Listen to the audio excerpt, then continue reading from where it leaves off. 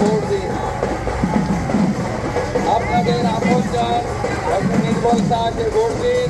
মোদীজিকে প্রধানমন্ত্রী করুন।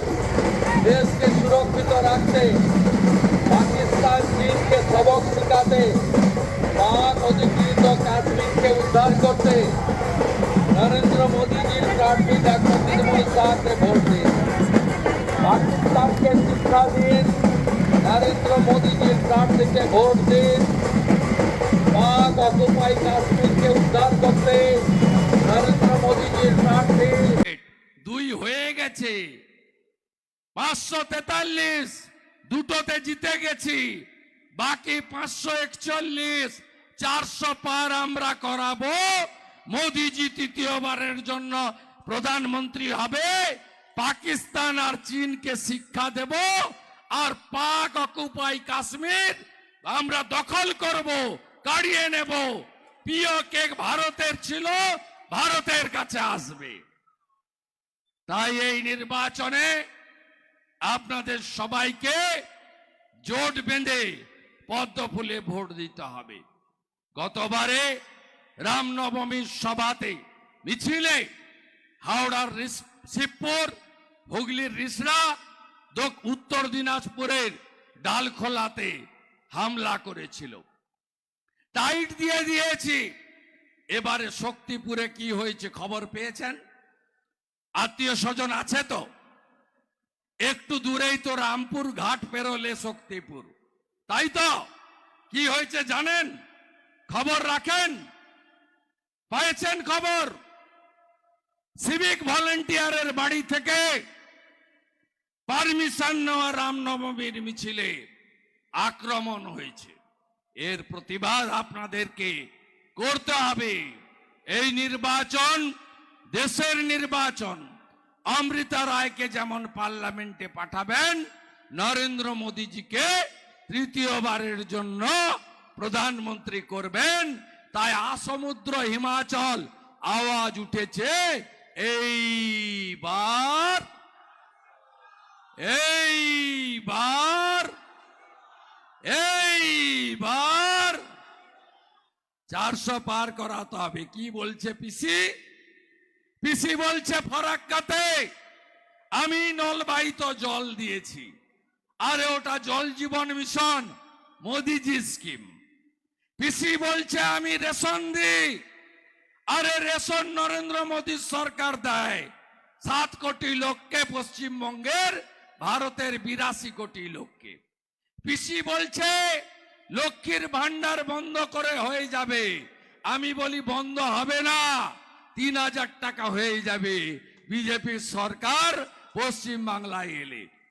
পিসির মুখে চাকরির কথা নেই, চাকরি দুর্নীতির কথা নেই। এত হাজার হাজার চাকরি চলে গেল, ধরা পড়ল, তার কথা নেই। পিসির মুখে পার্থ কেন জেলে গেছে, কেষ্টর কেন এত সম্পত্তি, শাহজাহান সন্দেশখালিতে মাঝরাতে পিঠা খেলো, তার কোনো কথা নেই। রেশন চোর জ্যোতিপ্রিয় কেন জেলে, তার কোনো কথা নেই।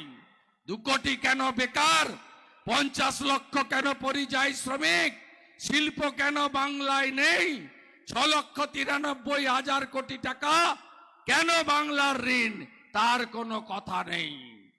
এবারে বিজেপিকে ব্যাপক সিটে আনুন। আমি আপনাকে বলছি, প্রথম দফায় 3 হয়েছে, 3-0 লিখে রাখুন আমার নাম করে। দ্বিতীয় দফায় 3, প্রথম দফার পরে মিছিল বের করেছিল, দ্বিতীয় দফার পরে ঘরে ঢুকে গেছে। আর যখন আপনাদের এখানে ভোট হবে চতুর্থ দফায়, তখন তৃণমূলের দফা রফা হয়ে যাবে, দফা রফা হয়ে যাবে। এবং পশ্চিমবঙ্গে নরেন্দ্র মোদীজি বলে গেছেন, আমার কার্যকালে আধা চোরকে জেলে পাঠিয়েছি, এবারে এলে বাকি চোরদেরও জেলে পাঠাবো।